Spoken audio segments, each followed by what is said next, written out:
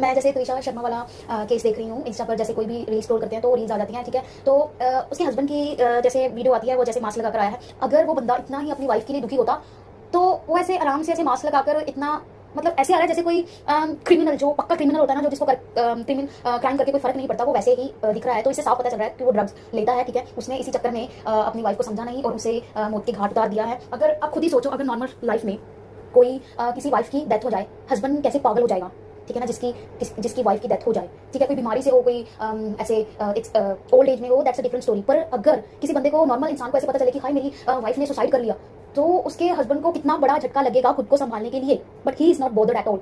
उसकी mother in law को कोई फर्क नहीं पड़ रहा बिल्कुल भी, जब उसकी बॉडी को उतारा भी जा रहा है। नहीं, अगर कोई अच्छी सास होती ना, वो पागल हो जाती, तो भटकने लग जाती, भागती कि मैं क्या करूं समझ ही ना आता। वो इतने आराम से टहल रही है। मुझे ऐसे लगता है इनके दिमाग में ही कोई प्रॉब्लम है। ये पूरे साइको हैं, जिनको अगर आप कड़ी से कड़ी सजा भी दे दोगे और आप सोचोगे हाँ इतने 20 साल की 10 साल की को सजा दी जाएगी and then they will be alright. No man, they not gonna change. ऐसे लोग जो दिमागी रूप से ही पागल होते हैं वो कभी नहीं बदल सकते। इसको तो सिर्फ फांसी की सजा ही देनी चाहिए।